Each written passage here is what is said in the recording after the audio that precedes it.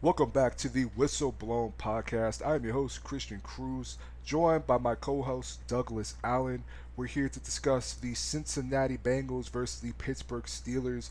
In my opinion, a great upset by the Cincinnati Bengals. We have a lot to talk about, but before we do, if you have not already, hit that subscribe button, leave a like and a comment below. You can find both mine and Doug's social media information in the description box below.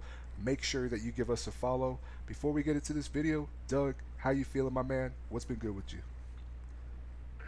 I'm great. It was honestly a more interesting game than probably what you thought it would be coming into this Uncle Bowl with the Asian quarterbacks. But I was highly impressed. You saw the game and how it started, and then how it progressed, and it turned out to be a good Thursday night football game. Yeah, it definitely did, and I think you said it best, the Unk Bowl. I saw some people calling it the Grandpa Bowl, but Icy ultimately, Hot Bowl. yeah, the Icy Hot Bowl. But ultimately, I thought this was, a game where I'll be honest, Flacco, I thought he played good. I thought he looked Hmm. comfortable back there. We saw the Bengals, have some success on the offensive side of the ball, obviously compared to the defense, but Flacco looked comfortable. He took shots Hmm. downfield. He was finding Chase, Higgins, Noah Fant, former Seattle Seahawk, who you're very familiar with. They executed in the red zone. But to me personally, I don't know if I'm more impressed with the Cincinnati Bengals win or if I'm disappointed in the Mike Tomlin led Pittsburgh Steelers. Because, Doug, I thought this was a game that the Steelers were going to come in, handle business, do what they got to do, improve to a 5-1 record. And, this was a closer game than I thought it was going to be.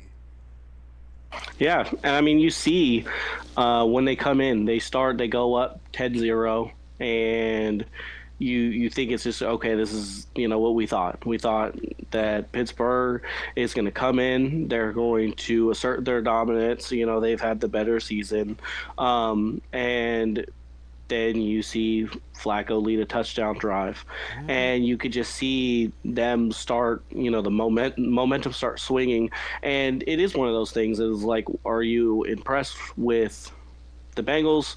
Are you disappointed in Pittsburgh? But any game you put up 31 points, your offense clearly did enough to win the game. But Definitely.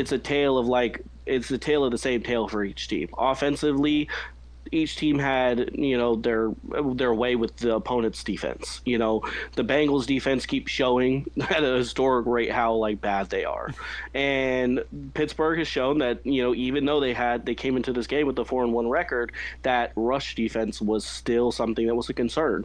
That those aging players in Ramsey and Slade that they were bringing in, you seen Ramsey get a whole or pass interference call. You seen him get beat multiple times by Chase. You saw those holes get exploited by a very good offense. Mm-hmm. So it's one of those things where, like, for me, it would be the most impressive thing would be Flacco coming in and basically just showing, what a competent quarterback can do.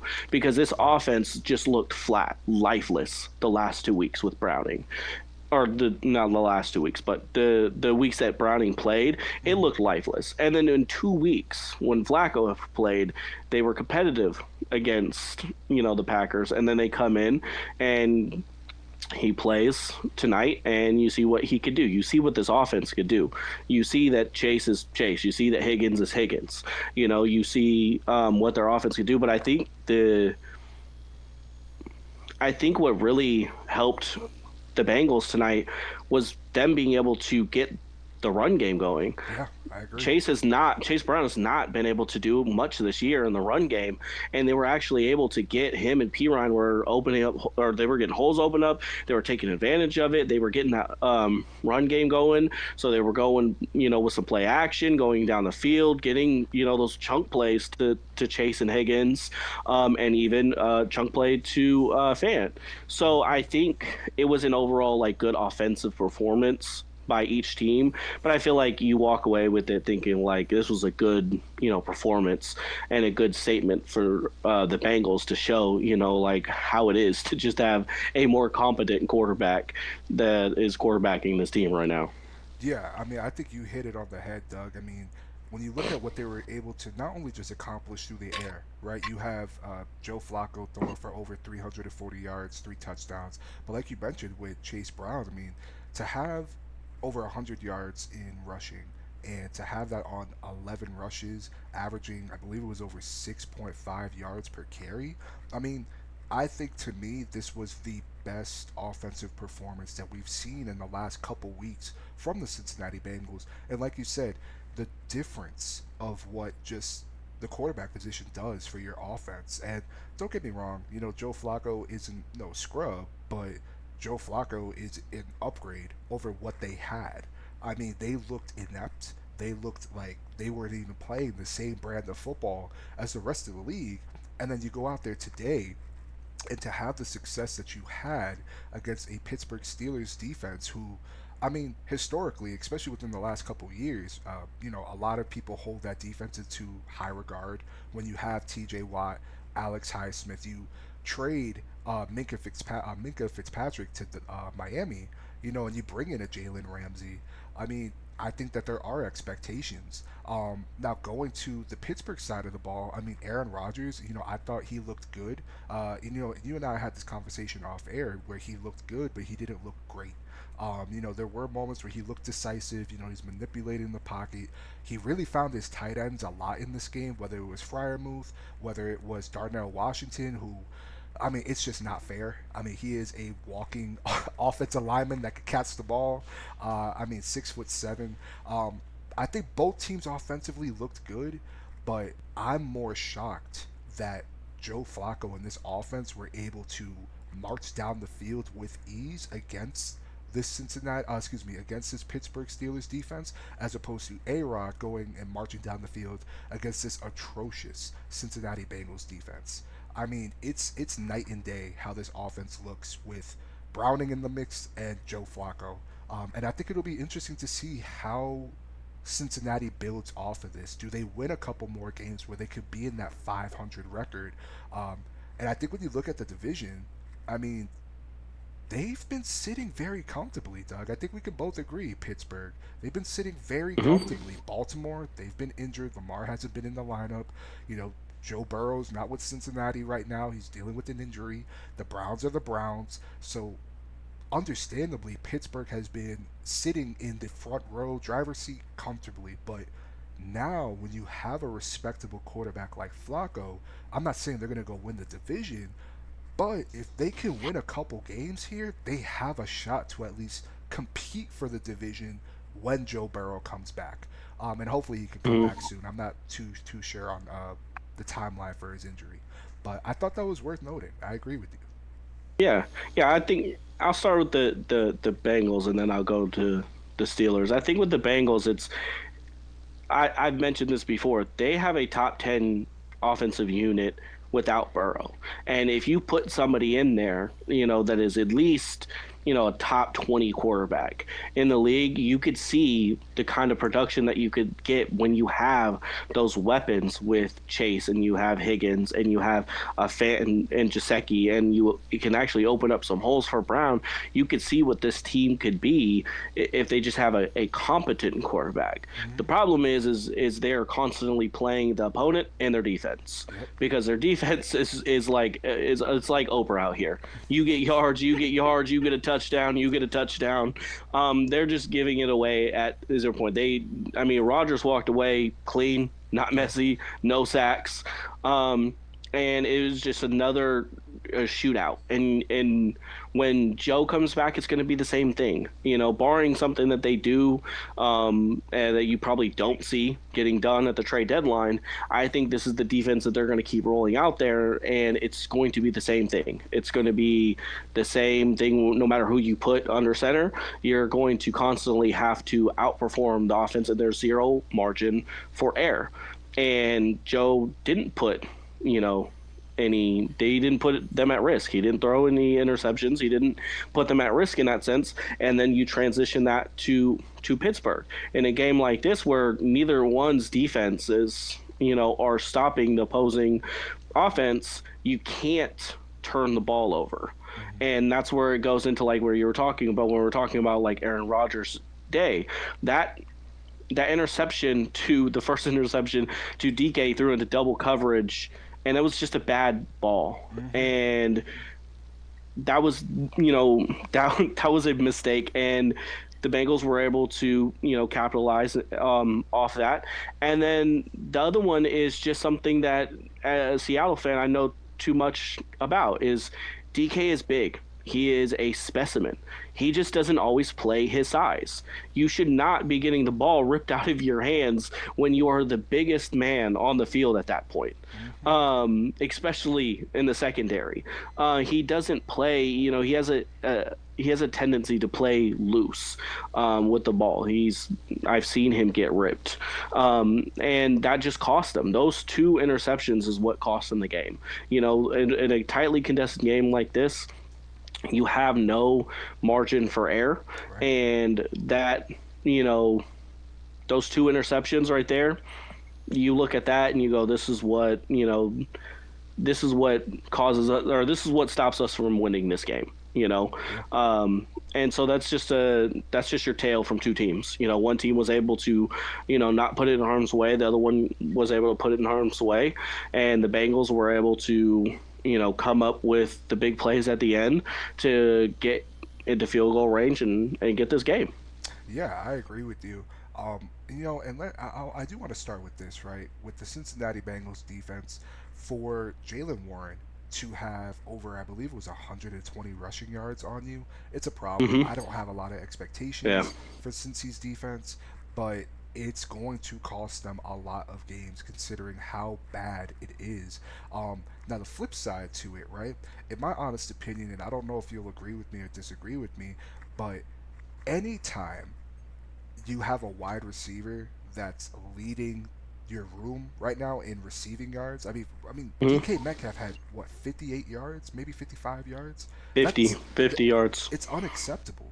It is unacceptable. And like you said, I mean, I've seen, and I'm not even a Seahawks fan. I have seen moments in many different games where DK does not play to his size. You would think that he thinks that he's this 5'10", 5'11" receiver, and honestly, DK is one of the biggest wide receivers. If we're talking about muscle, if we're talking about height, he is one of the biggest wide receivers in the game currently right now. And to me, it's unacceptable. And I know that DK's, they're still forming chemistry, him and Rodgers, but to me personally, I think he's having an underwhelming season. He wanted out of Seattle. I'm pretty sure he's kicking himself in the tail, wishing he was still in Seattle right now, balling with JSN and Sam Darnold. Um, but ultimately, I mean, Pat Fryermuth is leading this team in receiving yards in this game. He had over 100 receiving yards, 2 touchdowns. He looked good, don't get me wrong. But DK, I expected much better from DK today, considering that the Bengals secondary is one of the worst in the entire NFL. And like you said, I mean, one team capitalized on their opportunities. They got some takeaways. The other team, don't get me wrong, they were able to march down the field, but you should have at least had a couple turnovers against this Cincinnati Bengals team. And ultimately, Aaron Rodgers, he had some throws where you're kind of scratching your head, saying to yourself, like, what is going on here? And then you see some moments from Aaron Rodgers where you're just like, this is why they signed him. He looked good, but he didn't look great. Steelers fans, I'm sure they're not freaking out after this loss, but if I'm a Bengals fan, you have to feel confident that you were able to not only just show up the Pittsburgh Steelers, but it, to me at least, convincing fashion, because there's not a lot of teams that are able to throw for over 300 yards, let alone against that defense when you have TJ Watt and Alex Highsmith, and Cam Hayward in the middle.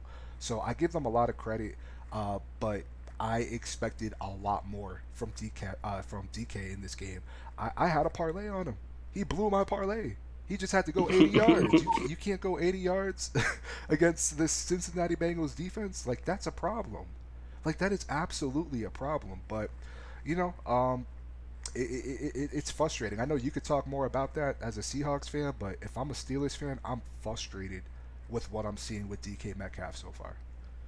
Yeah, you saw, like you said, you see a lot of, still kind of, getting a lot of continuity between these players. You've seen a lot of ups and downs. You Yeah. started the year, with a lot of, not big games. And then he had a couple big games, and then, you see him kind of come back down to earth this game. But this game is one of those, games where I guess you look at it both ways.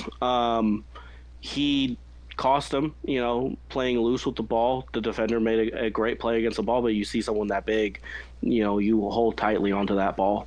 Hmm. But also you seen when, it was just a bad pass by Rodgers, double coverage, and you seen that, throughout the game often, and they were saying that, without Calvin Austin in this game, who's going to step up at Right. wide receiver? And, you're looking at, stats. You got DK, and the closest receiver was Roman Wilson with 17 yards.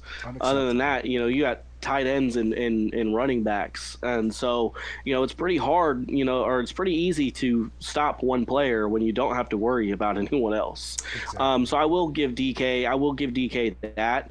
But even then, when you have that ability to take the top off the defense, when you are bigger and faster and stronger, you should be able to, put your stamp on this game, the way that you were seeing like Higgins and Chase do, especially because Higgins and Chase are going up against Slay and Ramsey and better, competition on that defense. You should see a DK make his presence, be felt, and you just weren't seeing that with them. Um, so there's a what am I trying to go with this? There is a avenue where like you could go both ways. There is an avenue where you could say, like DK didn't play as well, and then you can also give him the benefit of the doubt of like, well, when you're basically saying we are going to just tee off on this guy and basically say, hey, you got the night off, Yeah. and it helped. I mean, you seen Fryermuth was able to do some stuff. You seen, their tight ends get a lot of work tonight, Hmm. um, and so it's a 50-50. Yeah, It's I one of feel you. those things where I agree with you. I fully agree. I fully agree that DK could have definitely had a bigger game for Pittsburgh this night and asserted himself. He definitely could have played more physical Hmm. and not added to that turnover.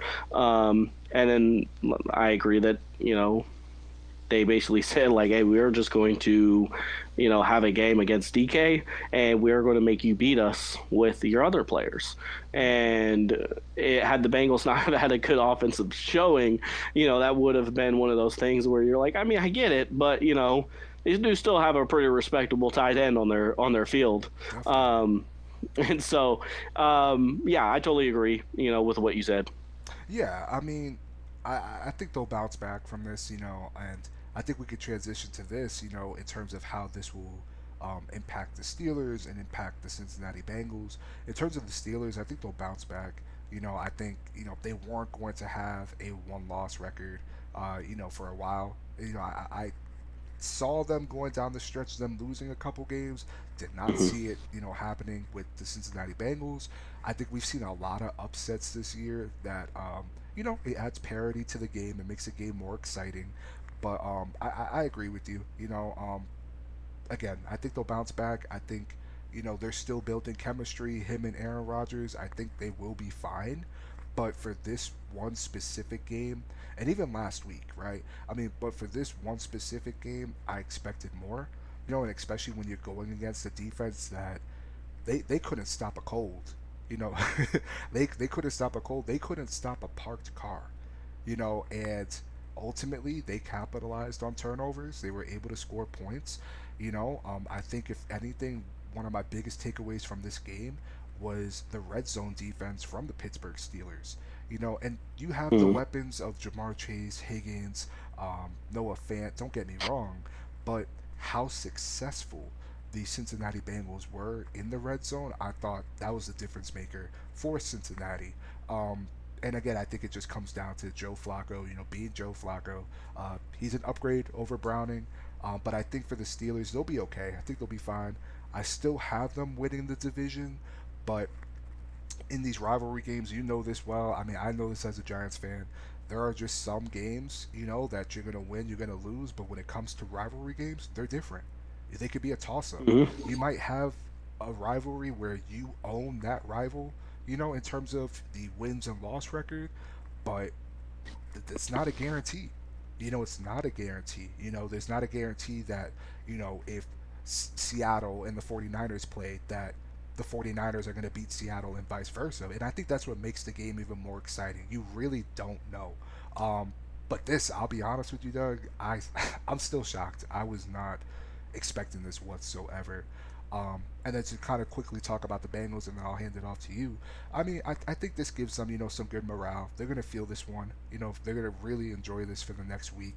They're going to have some time off, considering the fact that they played on a Thursday. I believe their next game is next Sunday, so they're going to have some time off compared to the rest of the league. But, if I'm Cincinnati, I'm feeling good with this win.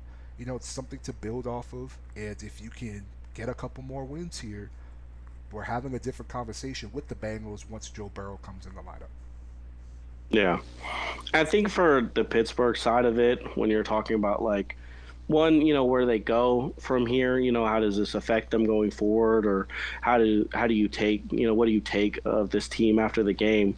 Some of their wins, the Jets, they had a close win against the Jets to start the year. They had a close game against Minnesota. Carson Wentz, Minnesota, New England, and then Cleveland. Their two losses being against Seattle and now Cincinnati. But what you see in this team is the same thing that you've said, or like anyone has spoke about Pittsburgh right now, is that defense is probably one of the worst defenses that they've had in a while. As in, you just see the holes. You just see the rush defense. You see them being able to get scored on, and it's going to be your question is, can they tighten that defense up? Because as of this year, it's not like TJ is looking like TJ this year. He hasn't been producing the way that he's been producing.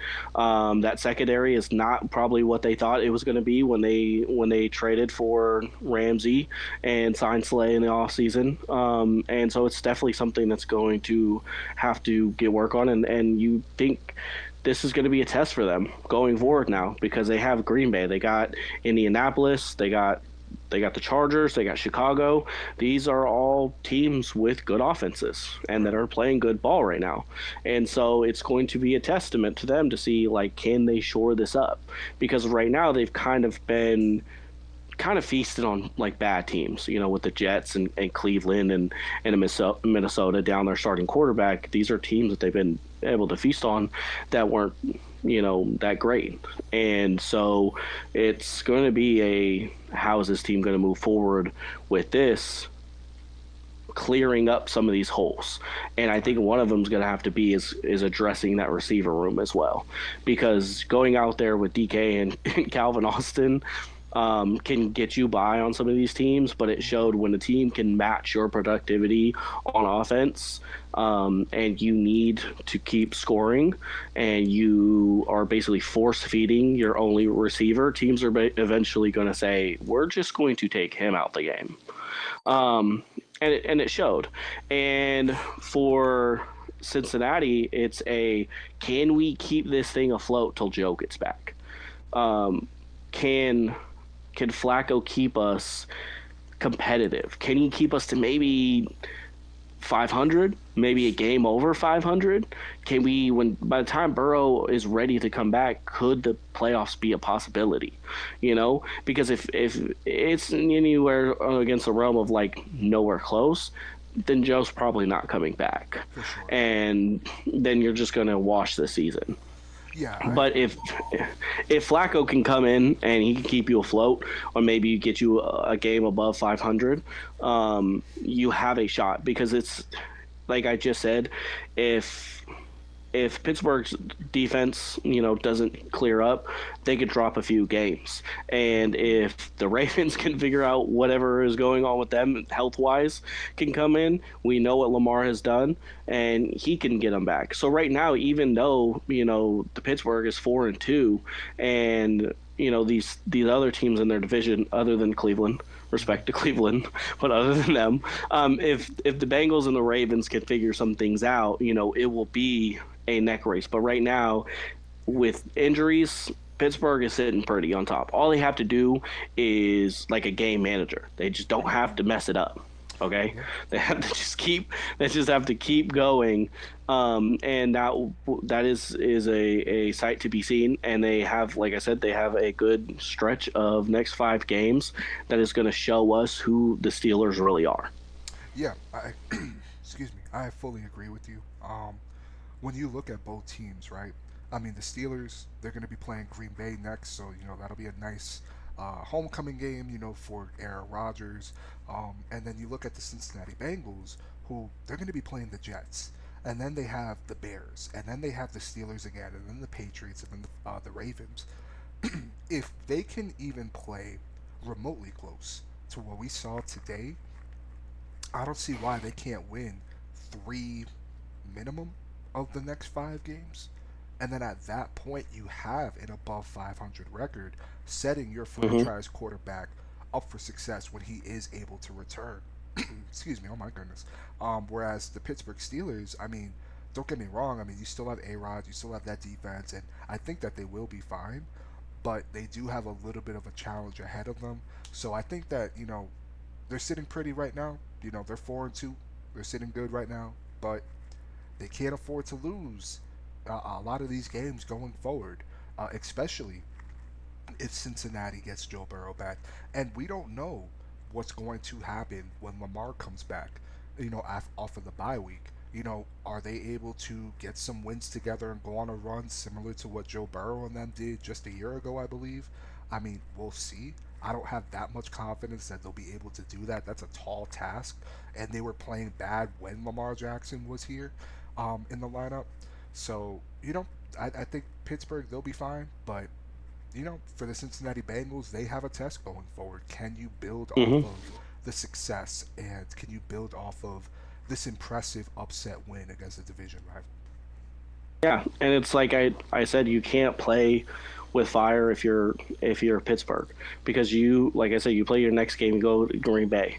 If you drop that game, now you're looking at 4-2, you're 4-3, and Cincinnati's playing the Jets, and they go to 500 if they win that game. Hmm. And then they play Chicago, and Chicago's been a little inconsistent. Yes, it They can has. somehow beat like a Chicago, and then Pittsburgh plays Indy, and they don't win that game. Then look how close that division is. So it's like right now, it's like tonight's game. There's no room, like you said, you have, your record, but you just can't drop the ball. You have to keep going. You need to start stacking some wins, because, if the Ravens get healthy, if Cincy can build off this and win a couple more games, it'll make the division more interesting. But it's one of those things where, like I said, right now, we'll see what this win can catapult for Cincy if they can wake up and keep stacking some wins, Hmm. till and keep afloat till Joe gets here, and what the Steelers are going to be after this. If they can take this on the chin, fix some of the corrections from this game, and Hmm. go on and play a good game against Green Bay, and get the win there and keep stacking some wins. But if they start losing a game or two, it's gonna be muddy waters. Yeah, I fully agree with you, and I think it's going to be intriguing to see how both teams play going forward. This is a parity league. One more drop for the Steelers, and then another win for the Cincinnati Bengals, and that division is a lot closer Hmm. than what it was entering this game. And I think that's what makes Yeah. the NFL so much fun is that it is a week to week league, but anything can happen. Anything can happen. And if you think it's going to go one way, sometimes it does, but a lot of times it doesn't. Um, so if I'm the Pittsburgh Steelers, learn from this game. You know, you have to be on your A game against this Green Bay Packers team because they're going to come at you defensively. And then offensively, you have Jordan Love, you have some wide receivers over there that can go and get the ball.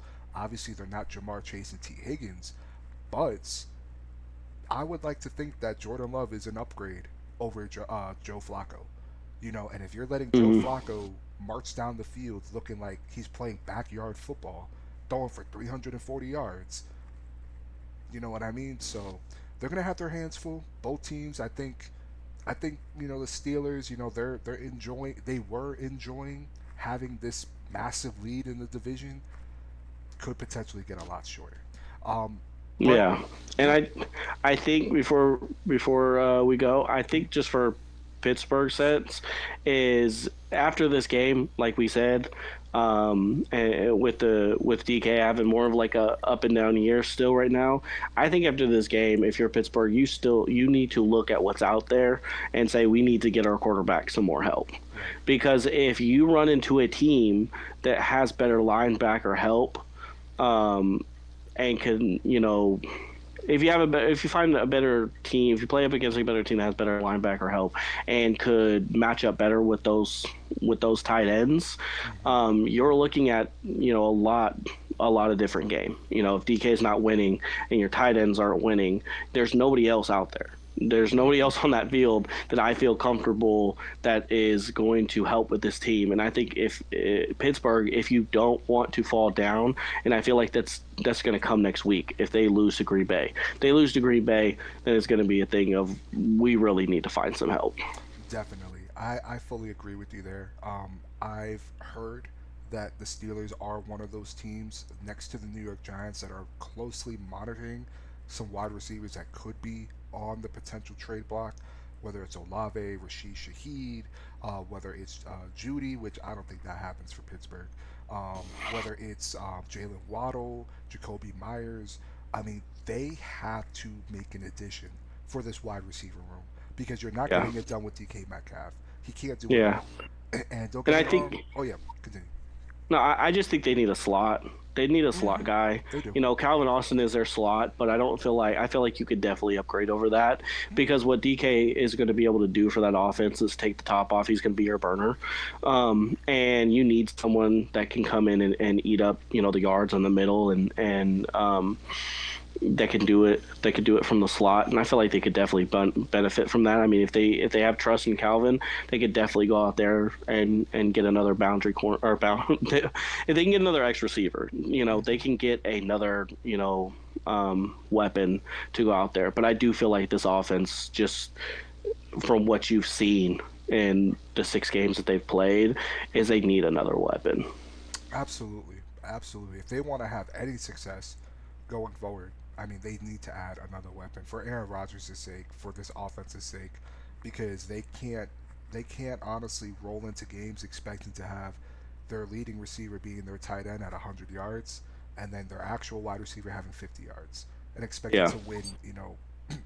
Listen, the Bengals are one team, but when you play games like Green Bay, when you play games like the Baltimore Ravens, who they're injured right now, but that's still the Ravens, they're a division rival. Um, you need to not only bring your A game, but you need to make sure that you can set up your quarterback with some success, right? You got to surround him with yeah, some talent. And like you said, I like Calvin Austin, but he's not getting it done. Roman Wilson isn't getting it done. Um, I like DK, but I only have so much faith in DK right now. Um, and you saw it today. So, but let us know your thoughts below. How are you guys feeling about this matchup? What were some of your takeaways? Let us know if you have not already. Again, hit that subscribe button. You can find all of our social medias in the description box below. For now, I am your host, Christian Cruz, joined by my co host, Douglas Allen. We'll see you guys on the next video.